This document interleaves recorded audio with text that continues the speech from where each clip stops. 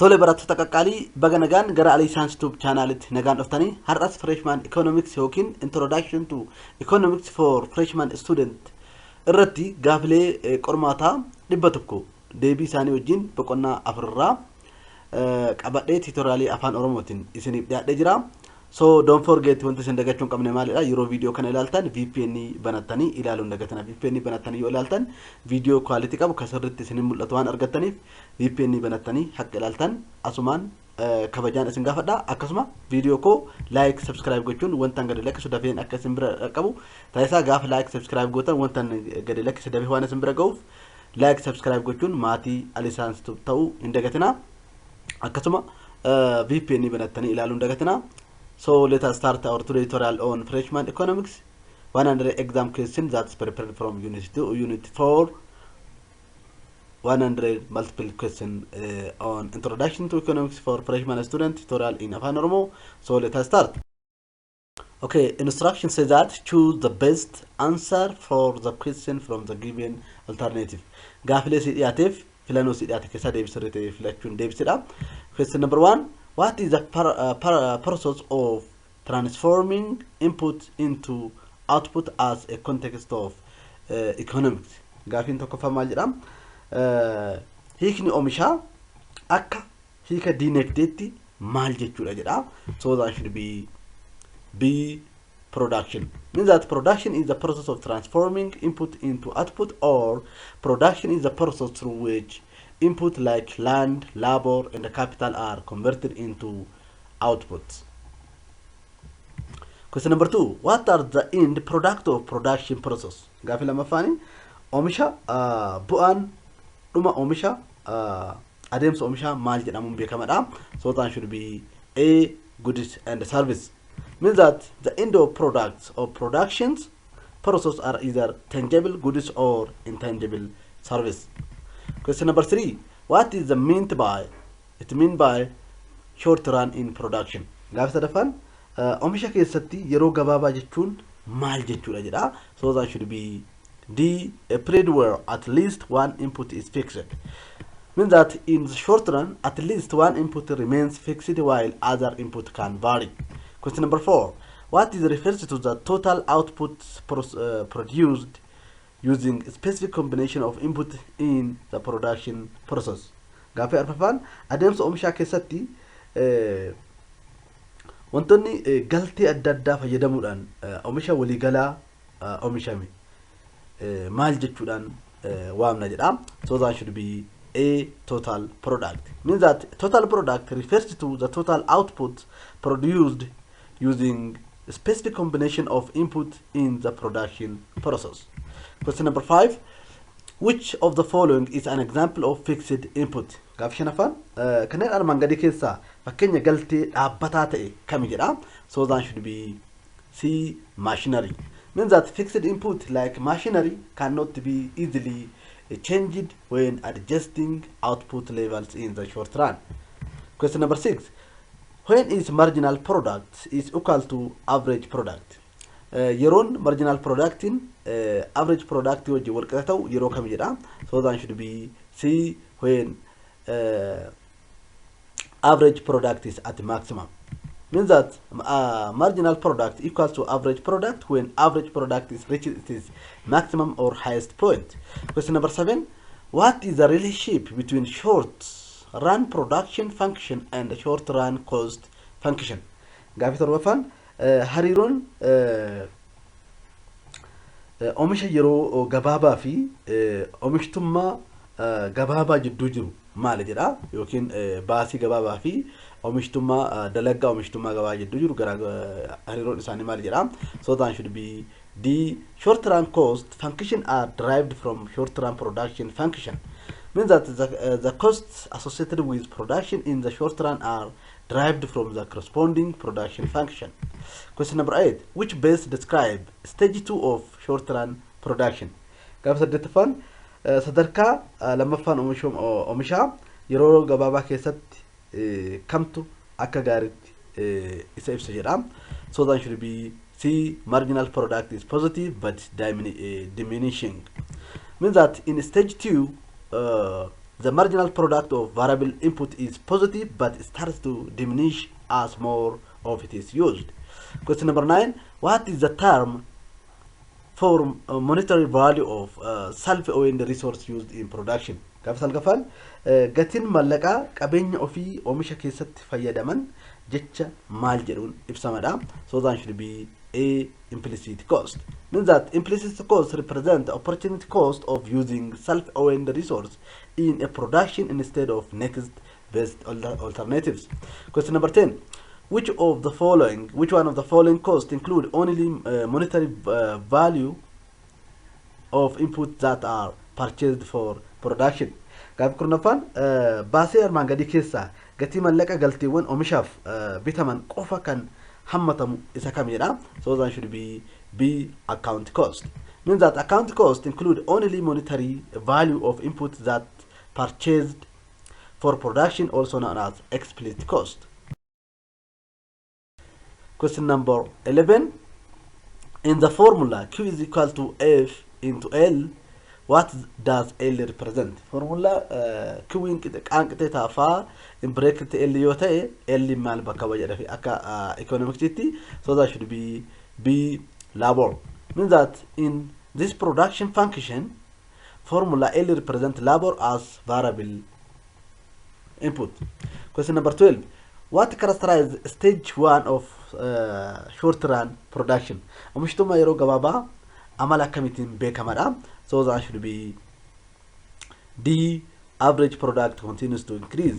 Means that the stage 1 of short run production occurs when average product of the variable input is increasing up to its maximum point.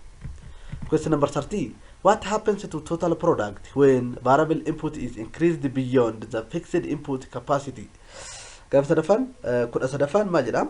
Galteen jijjiiramaa yeroo ol guddatu oomishni waliigalaa maal ta'a jedha? So that should be D, total production eventually decrease. Means that when more unit of variable input are added beyond the fixed input capacity, total product first increasing at a decreasing rate, reach at the peak or the maximum point, and then start to decline or decrease.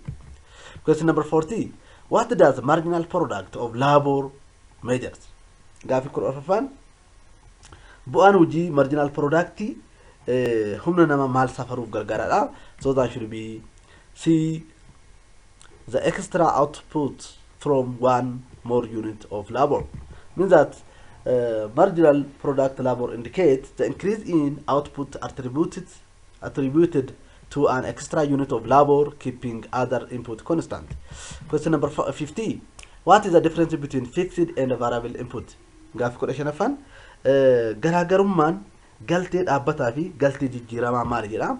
So that should be B, fixed input cannot be changed easily in short run, but variable input can change. Means that fixed input are difficult to change in short run, while variable input can change can be adjusted based on the level of output. Question number 60. What function does capital serve in short run production function with fixed and variable input?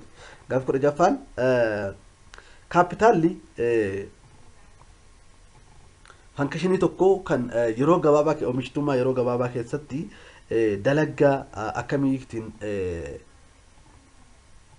ittiin gaggeessuu dandeenyudha yookiin capital akkamiitidha kan inni short run keessatti dalagaa fi fixed variable ittiin raawwachuu dandeenyu. So that should be A, capital is a fixed input. Means that in the short run capital often remains a fixed input that cannot be changed in quickly. ስለዚህ ከናፉ yeroo gabaabaa keessatti capitalli hojii tokko qabame hin jijjiiramu jechuudha. Isumaan hojjetama kanaafuu remain constant ta'a jechuudha. Question number 70. What describes the production in stage 3? Gaafii kudha torbaffaan oomishtummaa sadarkaa sadaffaa keessatti oomishtummaa sadarkaa sadaffaa isa kamiin ibsama isa armaan gadii keessadha. So that should be D, negative marginal returns. Means that stage 3 is characterized by negative marginal returns due to excessive variable input, leading to decline in total product. Question number 80. How is cost defined in production theory? Gaaffii 18ffaan theory oomishaa keessatti baasiin akkamitti ibsamadha? So that should be A, the monetary value of input used in production. Means that cost refers to the monetary value of input required to produce goods and service. Question number 90. What is the difference between accounting profit and cost economic profit? Garagarummaan bu'aa herregaa fi bu'aa dinagdee jidduu jiru maalidha? So that should be B. Economic profit include implicit cost and also explicit cost. Means that economic profit consider both explicit cost and implicit cost, including opportunity cost, while account profit include only explicit cost. Question number 20. At what point does stage 2 production begin? Sadarkaa sadarkaa lammaffaa oomisha yeroo kam jalqabadha?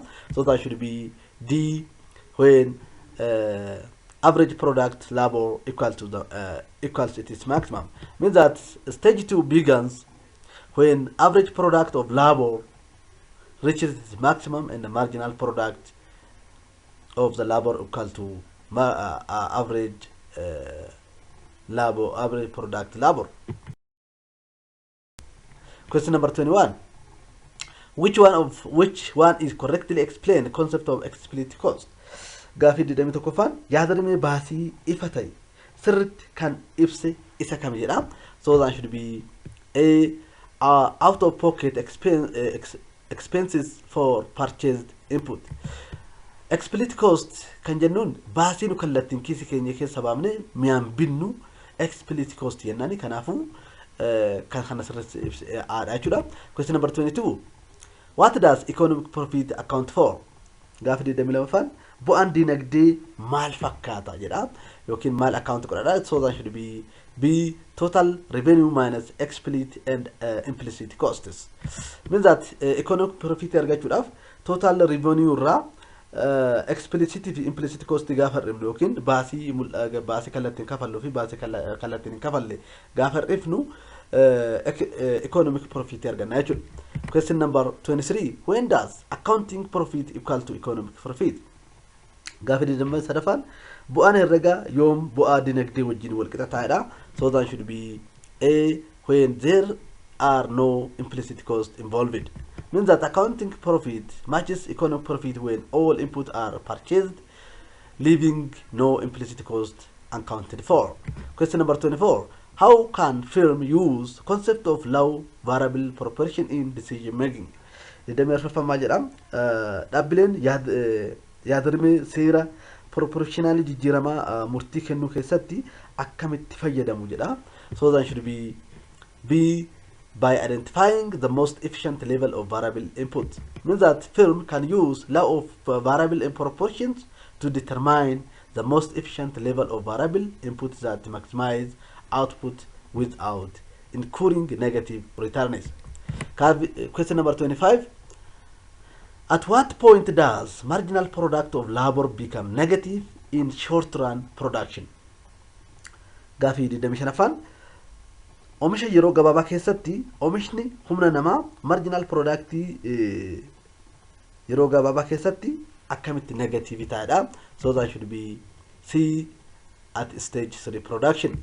Means that in stage 3 production, marginal product of labor becomes negative, causing a decline in total product due to excessive amount of variable input relative to fixed input. Question number 26. What best describes the relationship between total product, average product labor, marginal product labor?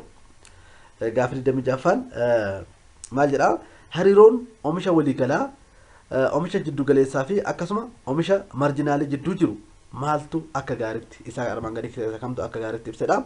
So that should be A, when average product of labor increased, marginal product labor greater than average product labor. Means that as average product labor increase, marginal product labor must also greater than average product labor to pull the average upwards. Question number 27. How do economists differentiate between short run and the long run production periods. Gaafi deemee torbafaan ogeeyyiin dinagdee yeroo oomisha yeroo gabaabaa fi oomisha yeroo dheeraa akkamitti addaan baasudha.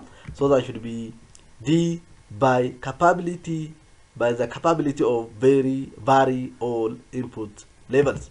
Means that short run period are characterized by fixed inputs, whereas long run all input can be varied according to the production needs. Economists differentiate between short run and the long run production periods by capability of varying all input levels.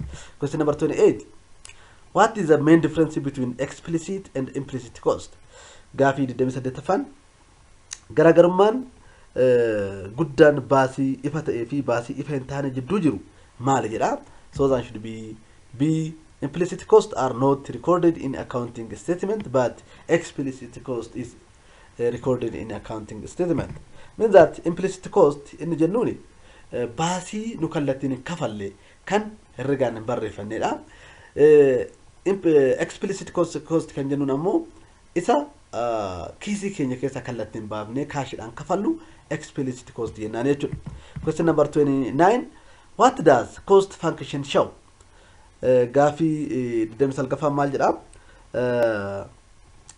Baasiin functionii maal agarsiisadha? So that should be the total cost of producing a given level output. Means that a cost function illustrates the relationship between level output and the total cost of production. Question number 30. How are total fixed costs represented in the short run? Gaafii soddommaffaan maal jedha? Baasiin dhaabbataa waliigalaa yeroo gabaabaa keessatti akkamitti bakka bu'aadha. So that should be A. Horizontal line parallel to the output axis. Means that total fixed cost is depicted as horizontal line since this cost remain constant regardless the output level. Question number 31.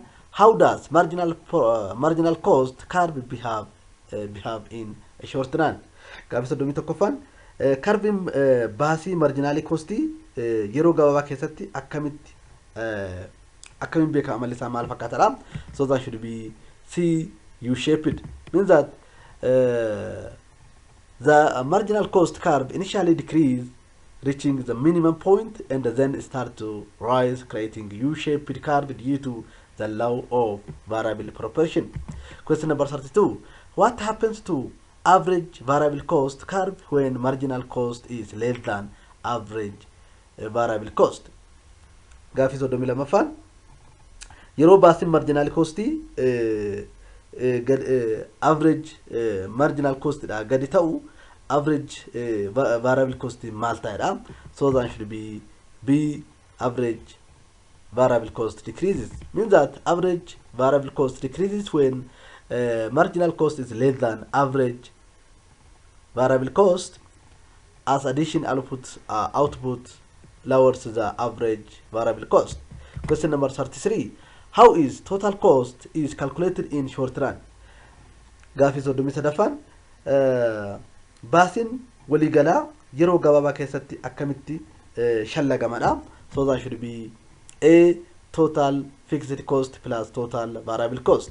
Means that total cost is the sum of total fixed cost and total variable cost. Question number 34. Which cost is vary directly with level of output? Gaafii soddomii arfaffaan maal jedha? Baasii isa kamtu sadarkaa oomishaa wajjin kallattiidhaan jijjiiramadha. So that should be A. Total variable cost. Means that total variable cost include expenses that change directly with level of output, such as raw materials and direct labor costs. Question number 35. What is the shape of total variable cost curve in short run? Gaafii soddomii shanaffaan bocni karbii baasii jijjiiramaa waliigalaa yeroo gabaabaa keessatti maal ta'edha. So that should be B. Inverse S-shaped. Means that the total variable cost curve reflects initially increasing returns followed by diminishing return due to law of variable proportion. Question number 36. How is average fixed cost derived from total cost? Gaafii soddomii jaffaan baasin dhaabbataa jiddu galeessaa baasii walii galaa irraa akkamitti argamadha. So that should be a total fixed cost divided by total output. Means that average fixed cost is calculated by dividing total fixed cost by total or level output. Question number 37. What happens to the total cost when output is zero? Gaafii soddomii torbaffaan yeroo oomishni zero ta'u baasii walii galaa maal ta'edha. So that should be D total cost equal to total fixed cost. Means that when output is zero, total cost equal to total fixed cost because variable costs are zero. Question number 38. Which point does marginal cost curve pass through in the average variable cost and average total cost curves? Gaafii soddomii saddeetaffaan curving baasii marginal costii curvii average variable costii fi average total costii keessatti qabxii kam keessa darbadha. So that should be a minimum point of average variable cost and average total cost curves. Means that the marginal cost curve intersects minimum point of both average variable cost and average total cost curves. Question number 39. Given the cost function, total cost is equal to 2q3 minus 2q2 plus q plus 10. What is the total fixed cost in this formula? Gaafii soddomii salgaffaan functionii isa gaafii nu kenname kana total cost qixxeeta lama qaa sadii hir'isuu 2 plus q plus 10 keessatti kenname keessatti baasiin dhaabbataa walii galaa isa kami jedha. So that should be a total fixed cost is equal to 10. Means that total fixed cost is the constant value given as 10 in the cost function. Question number 40. Why are short run of the average variable cost, average cost, and marginal cost curves U-shaped? Gaafii afurtamaffaan maaliif curving short yeroo gabaabaa keessatti kan average variable costii, average costii, marginal costii boca U-shaped qabaatudha.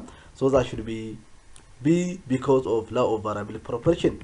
Means that in short run the costs such as average variable cost, average cost, marginal cost curves are U-shaped due to law of variable proportion, initially decreasing, reaching the minimum, then increasing.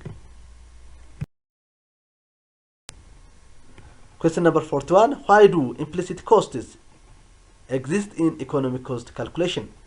Gaafii afurtamii tokkoffaan shallaggiin baasii dinagdee keessatti baasiin hin mul'anne maaliif jiraatadha. So that should be C to account for foregone opportunity. Means that implicit cost represent opportunity costs of using self-owned resource for production instead of next best alternative. Question number 42. When marginal product of labor is at its maximum, what happens to marginal cost? Gaafii afurtamii lamaffaan yeroo ba'aan hojjetaa marginaalii ol aanaa ta'utti baasiin marginal costii maal ta'a jedha. So that should be B. Marginal cost is at its minimum. Means that when marginal production labor is at maximum, marginal cost reaches it at its minimum point, reflecting the inverse relationship. Question number 43. Which input cannot readily be changed in short run? Gaafii afurtamii sadaffaan galtiiwwan yeroo gabaabaa keessatti akka salphatti jijjiiramuu hin dandeenye kan ta'e kami jedha. So that should be B. Fixed input. Means that fixed input cannot readily be changed in the short run.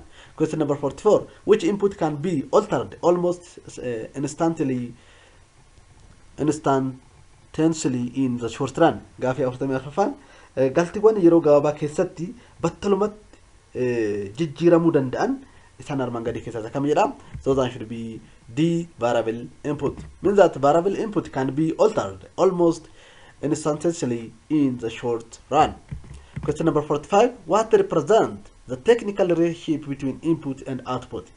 Gaafii afurtamii shanaffaan hariiroon teeknikaa galtee fi oomisha jidduu jiru maaltu bakka bu'a jedha. So that should be a production function. Means that production function represents technical relationship between input and output.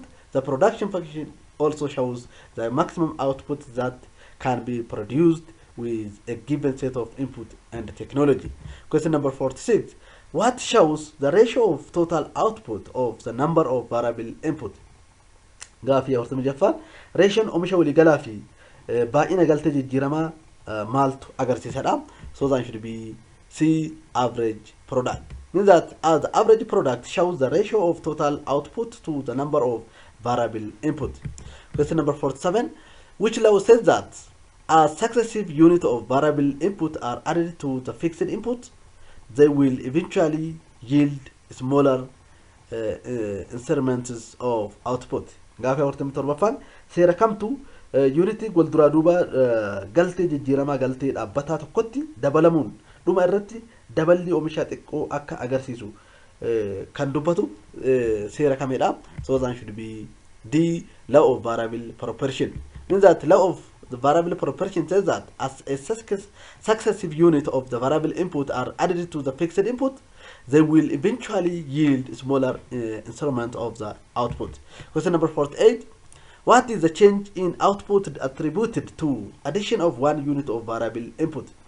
Gaafii hortamii saddeettaffaan jijjiiramni oomisha unity tokko galtee jijjiirama dabalu isaatiin wal qabatee kan dhufu maalidha? So that should be D, marginal product. Means that the marginal product is the change in output attributed to additional of one unit of the variable input. Question number 49. What indicates a period in which the quantity of at least one input is fixed? Gaafii hortamii salgaffaan yeroo baay'inni galtee tokko yeroo xiqqaate itti murtaa'e maaltu agarsiisadha? So that should be C, short run. Means that the short run is a period in which quantity of at least one input is fixed. Question number 50. What represents the total amount of output that can be produced by a specific combination of variable and fixed inputs? Gaafii shantamaffaan hamma waliigala oomishaa adda addaa galtee jijjiiramaa fi dhaabbataa ta'ee oomishuu danda'u maaltu bakka bu'adha? So that should be C, total product. Means that the total product represents the total amount of output that can be produced by a specific combination of variable and fixed input. Question number 51. Which is the best example of variable input? Gaafii shantamii tokkoffaan fakkeenyi gaariin galtee jijjiiramaa ta'e isa kam jedha? So that should be B, unskilled labor. Means that unskilled labor is the best example of variable input since its quantity can be altered easily. Question number 52. Which of the following is an example of fixed input? Gaafii shantamii lamaffaan kanneen armaan gadii keessaa fakkeenya galtee dhaabbataa ta'e isa kam jedha? So that should be A, building, land and machineries. Means that building, land and machinery are example of fixed input because their quantity cannot be changed readily in the short run. Question number 53. What shows the different level of output that can be produced by efficiently utilized different unit of variable and fixed input? Gaafii shantamii shanaffaan gaafii shantamii sadaffaan unity adda addaa galtee jijjiiramaa fi dhaabbataa ga'umsaan fayyadamuun sadarkaa oomisha adda addaa oomishuu danda'u maaltu agarsiisadha? So that should be C, short run production function. Means that short run production function shows different level of output that can be produced by efficiently utilizing different unit of variable and a fixed input. Question number 54. What is the maximum output that can be produced with a fixed amount of input and existing technology? Gaafii shantamii arfaffaan galteewwanii fi teknooloojiiwwan jiruun hamma murtaa'een oomishni guddaan oomishamuu danda'u maali jedha? So that should be D, production function. Means that production function represents the maximum output that can be produced with fixed amount of input and existing technology. Question number 55. What exists when quantity of at least one input is fixed in the production process? Gaafii shantamii shanaffaan adeemsa oomishaa keessatti yoo xiqqaate baay'inni galtee tokko yeroo murtaa'u maal yeroo akkamii keessatti oomishamuu danda'aadha. So that should be the short run production. Means that short run production is exists when quantity of at least one input is fixed in production process.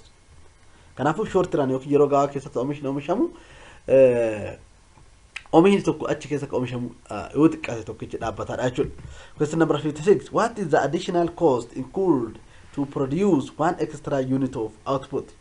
Gaaffii 56 unit oomishaa dhaabbataa tokko oomishuuf baasiin dabalataa bahu maal jedhamuun beekamaadha. So that should be B, marginal cost. Means that marginal cost is the additional cost that producing one more unit of output. Question number 57. Which cost directly vary with level of output? Gaaffii 57 baasii kamtu sadarkaa oomishaa wajjin kallattiin garaagarummaa qabaatara. So that should be B, variable cost. Means that variable cost change directly with level of output. Question number 58. Which costs do not vary with level of output? Gaaffii 58 baasii kamtu sadarkaa oomishaa wajjin garaagarummaa yookiin hin jijjiiramnedha. So that should be A, fixed costs. Means that fixed costs do not change with level of output. Question number 59. What characterizes the deficient region of production? Gaaffii 59 oomisha ga'umsa qabu maaltu amala kamii yookiin amala kamiitiin beekamaadha. So that should be C, marginal product decreasing but positive. Means that efficient stage of production occurs when marginal product is still positive but decreasing, ensuring optimal utilization of fixed input. Question number 60. In context of production, what does average product indicate? Gaaffii 60 haala oomishaatiin oomishni jiddu galeessaa akka context product oomishaatti maal agarsiisadha. So that should be A, the total output divided by number of variables input. Means that average product is the total output per unit of variable input, showing efficiency of input utilization. Question number 61. At what point does the law of diminishing return start to operate? Gaaffii 61 seera bu'aa hir'achaa jiru yookiin diminishing law of return keessatti yeroo akkamitti hojjechuu jalqabadha. So that should be A, when marginal product reaches its maximum. Means that the law of diminishing return starts to operate after marginal product curve reaches its maximum or peak and begins to decline. Question number 62. Why should rational firm avoid operating in stage 3 production?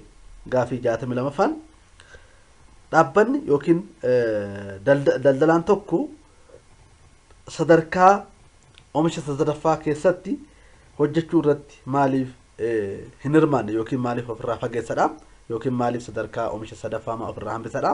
So that should be D, due to additional unit of variable input. Means that a rational firm avoid stage 3 because additional unit of variable input lead to decline in total product, indicating inefficiency. Question number 63. Which assumption is not part of law of variable proportion? Gaaffii 63 tilmaamni armaan gadii keessa isa kamtu seera proportionally jijjiiramaa yookiin variable proportion wajjin kan hin deemne kan hin taane kam jedhama.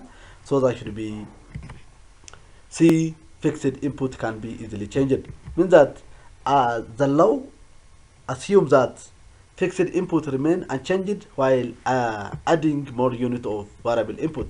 Question number 64. What marks the end of stage first production in short run production function? Gaaffii 64 short run production oomisha yeroo gabaabaa keessatti function yookiin oomishni sadarkaa tokkoffaa dhumni isaa maaliin xumurri isaa marsaa maaliin agarsiifama yookiin mallattoo akkamii agarsiisadha. So that should be B, when marginal product equal to average product. Means that stage first of production ends where average product is maximum, and this when marginal product equal to average product. Question number 65. When is the fixed input optimally used in stage of production?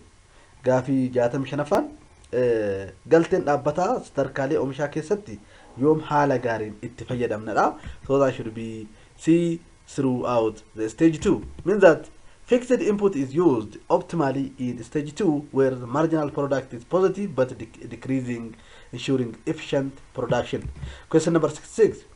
What happens to total product in stage 3 of short-run production? Oomisha sadarkaa sadaffaa keessatti oomisha sadarkaa sadaffaa yeroo gabaabaa keessatti oomishni waliigalaa maal ta'a jedha. So that should be B, it decreases. Means that in stage 3 total product declines as more variable input are added and indicating overutilization of fixed input. Question number 67. What characterizes stage 1 of short-run production? Oomishni sadarkaa tokkoffaa yeroo gabaabaa keessatti maaliin amaleeffatama yookiin amala akkamii qabaatadha. So that should be A, average product increases. Means that stage 1 is marked by increasing average product until it reaches its maximum. Question number 68. Which stage of production is considered efficient region of production? Gaafii 68ffaan sadarkaan oomishaa isa kamtu oomisha gahaa yookiin gahooma qabu jedhamuudhaan fudhatamuudhaan beekamadha. So that should be B, stage 2. Means that stage 2 is efficient production stage where marginal product is positive but decreasing, indicating optimal use of fixed input. Question number 69. In the real world economy, accounting profit is typically greater than economic profit due to. Gaafii 69ffaan dinagdee addunyaa dhugaa ta'e keessatti bu'aan herregaa akkaataa idileetiin bu'aa dinagdee caala. Kun ammoo sababa maal ta'eef jedha. So that should be D, implicit cost not being considered in accounting profit. Means that accounting profit does not account for implicit cost, whereas economic profit does, making account for profit usually higher. Question number 70. What causes marginal product to diminishing according to law of variable proportion?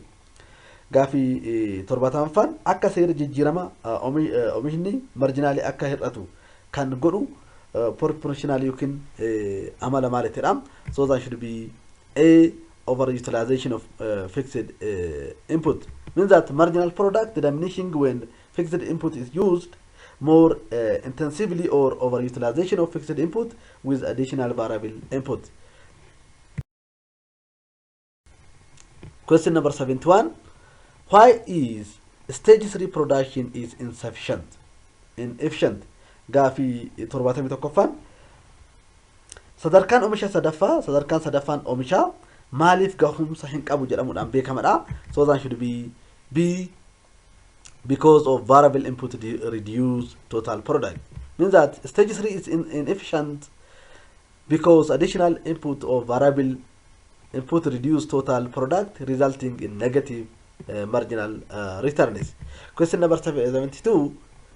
At what point in short-run production should firm avoid hearing more variable input? Gaafii 72ffaan oomisha yeroo gabaabaa keessatti yeroo kamitti dhaabbanni tokko yookiin daldalaan tokko galtee jijjiirama baay'ee qacaruurraa yookiin baasuurraa baasilee dabalataa baasuurraa of fageessadha. So that should be C, when marginal product is negative.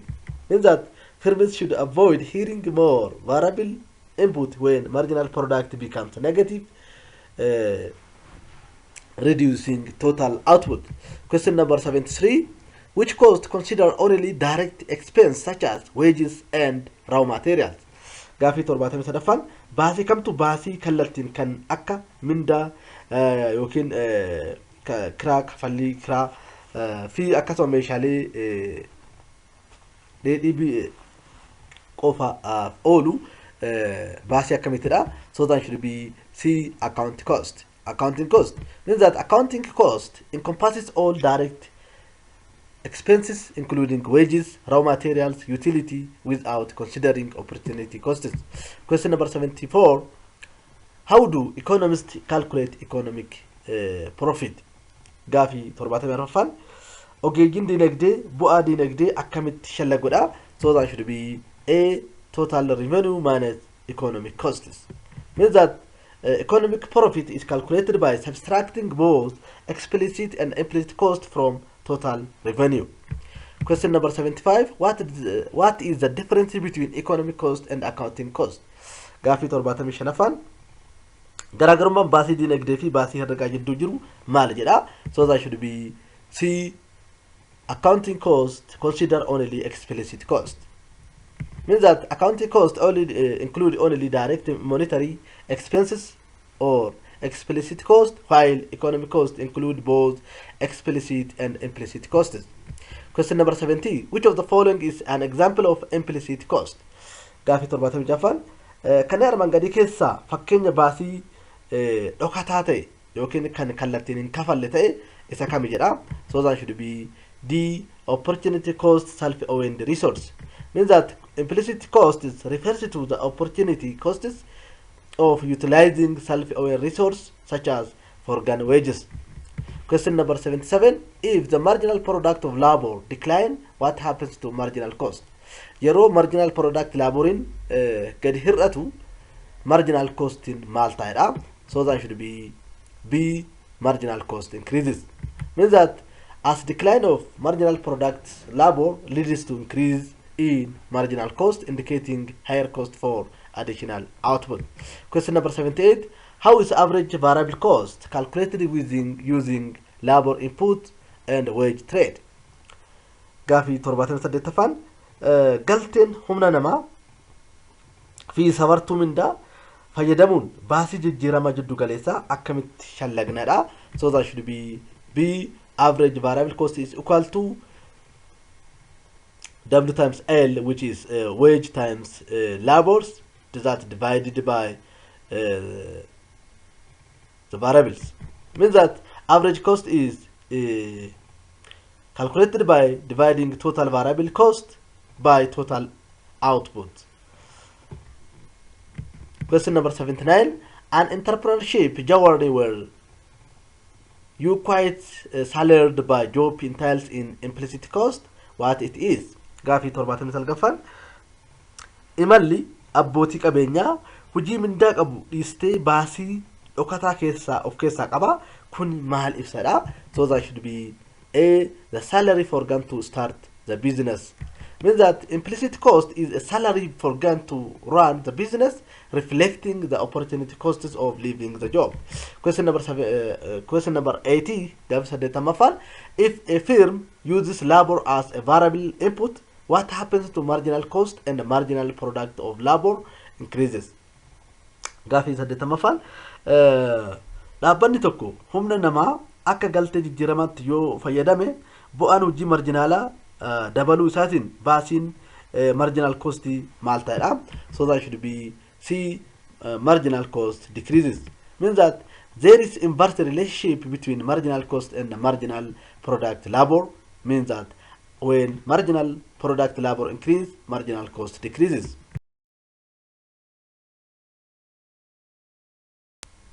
Question number 81. Which of the following include both explicit and implicit cost? Gaafii 81ffaan kanneen armaan gadii keessaa baasii ifa ta'ee fi baasii ifa hin taane kan of keessatti hammatu lachuu isa kami jedha? So that should be B, economic profit. Means that economic profit consider both explicit or accounting costs and implicit costs. Question number 82. What is the sum of total fixed cost and total variable cost? Gaafii 82ffaan walitti qabaan baasii dhaabbata waliigalaa fi baasii jijjiirama waliigalaa maal jedhamuun beekamadha? So that should be D, total costs. Means that total cost is the sum of total fixed cost and total variable cost. Question number 83. Which one of the following is an example of variable input? Gaafii 83ffaan kanneen armaan gadii keessaa fakkeenya galtee jijjiiramaa ta'e isa kami jedha? So that should be C, labor. Means that labor is a variable input as its quantity can be easily adjusted based on the production needs. Question number 84. Why should a firm avoid operating in stage 3 of short-term production? Gaaffii 8 dhaabbanni tokko yookiin daldalaan tokko maaliif sadarkaa oomisha sadaffaa yeroo gabaabaa keessatti hojjechuu irraa of qusatadha? So that should be B, because marginal product is negative. Means that in stage 3, marginal product is negative, meaning additional unit of input reduce total output, making it is inefficient for production. Question number 85, which allow states that marginal product of an output eventually decline as more units are added. Gaaffii 85 seera kamtu bu'aa marginaalaa galtee tokko yeroo booda yoo unitii dabalataa ta'e kan jiraatu ta'e dabaluudhaan kan gadi bu'u kan ibsu isa kam jedha.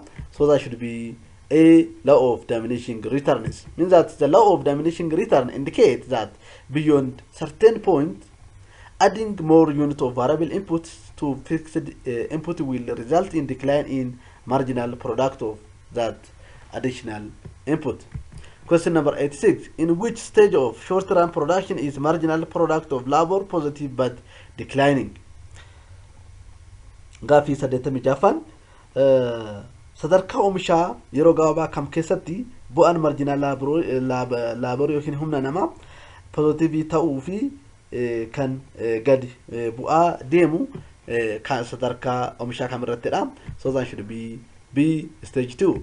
Means that in stage 2 characterized by decreasing yet positive marginal product, making it efficient stage of production. Question number 87. Which of the following is an example of explicit cost? Gaaffii 87 kanneen armaan gadii keessaa fakkeenya baasii ifa ta'e kan ta'e kamii yookiin fakkeenya baasii kallattiin kaasheedhaan kafallu kan ta'e kamii jedha. So that should be A, interest on borrowed funds. Means that explicit costs are direct out of the pocket expense like interest on the borrowed funds, wages and cost of the raw materials. Question number 88. When we comparing economic cost to accounting cost, which is generally higher? Gaaffii 88 baasii dinagdee fi baasii herregaa yeroo wal bira qabnee ilaallu walumaa galatti kamtu irra caalaadha yookiin kamtu olaanaadha. So that should be A, economic costs. Means that economic cost is typically higher as it includes both explicit and implicit costs, unlike accounting costs which only consider explicit costs. Question number 89. What is the monetary value of input used in production of an item? Gaaffii 89 gatiin mallaqaa galtiiwwan oomisha meeshaa tokko keessatti fayyadamnu maal jedhamuun beekamadha. So that should be C, economic costs. Means that economic costs include monetary value of all input used in production.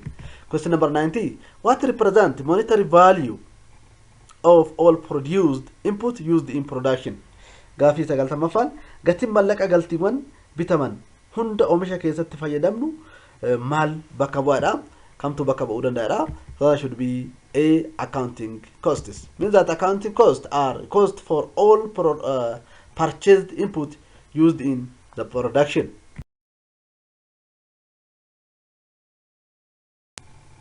The other is instruction to match statement under column A with their terms under column B.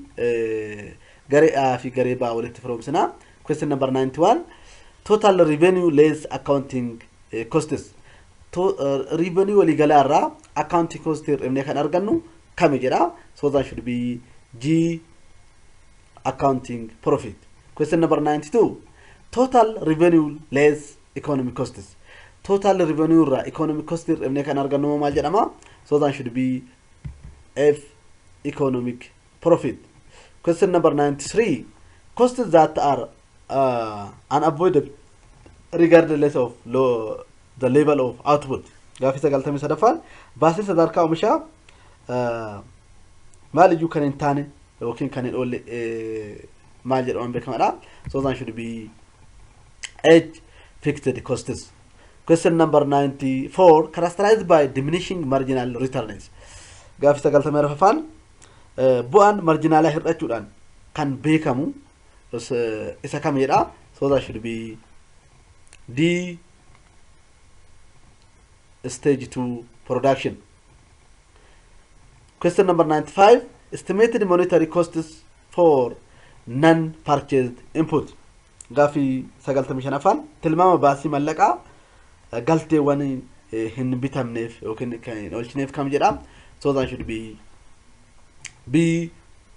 implicit costs. Jechuun implicit cost kan jennu kallattiin baasii baafnee hin kafallee yookiin birri keenya baasnee kan ittiin hin binne baasiin akkasii kan ofumaa sammuu keessatti qabannu implicit cost jennaani jechuudha. Question number 96. Fixed cost per unit of output. Gaafii 96 baasiin dhaabbataa unity oomisha tokkoof kan jennuun maal jedhamu beekamaadha. So that should be J average fixed costs. Question number 97. Variable cost per unit of output. Gaafii 97 baasiin jijjiirama unity oomisha tokkoof oolu maal jedhamu beekamaadha. So that should be I average variable costs. Question number 98. Characterized by not efficient region of production. Gaafii 98 naan kan oomisha ga'umsa qabu dhabuudhaan yookiin oomisha ga'umsa hin qabne jedhamuudhaan regionin beekamu yookiin oomishni sadarkaan oomisha beekamu isa kamedha. So that should be C stage 1 production. Question number 99. Characterized by negative marginal return. Gaafii 99 bu'aan marginala negative ta'eedhaan kan beekamuudha. So that should be E stage 3 production. Question number 100. Gaafii 100 baasiin galtee cost incurred for purchase input yookiin baasiin galtee bitamaniif bahu kan jedhu. So that should be A explicit costs. Kanaafuu baasiin nu kallattiidhaan birri keenya keessi baafnee kafallu explicit cost jennaan jechuudha. So that should be perfectly A. Thank you for watching this video. Don't forget like, subscribe, share, comment. Aliyi's YouTube channel. Video ko waan dhaggeeffatanii guddaa galatooma. Warri video ko like, subscribe goone amma sa'aatii kana like, subscribe gochuudhaan akkasuma garee telegram group yoo qabaatan achirra share naa gochuun dagatina. Yeroo itti video bira qabadhee hanga dhufutti yeroo gaarii isin haa ta'u. If you have any question or suggestion or comment karaa commentii naa barreessuun dagatina. Yeroo itti video bira qabadhee hanga dhufutti yeroo gaarii isin haa ta'u. Akkasuma garee telegram yoo qabaatanis achirratti share naa gochuun dagatina. Yeroo video kana ilaaltan VPN banattanii gaafa ilaaltan video quality waan argatanii VPN banattanii yeroo kamuu VPN banattanii video ko akka ilaaltan kabajaa isin gaafadha. Hanga yeroo bira video bira qabadhee dhufutti boqonnaa irratti video qabadhee dhufutti yeroo gaarii isin haa ta'u. Galatooma. Thank you. Well back again.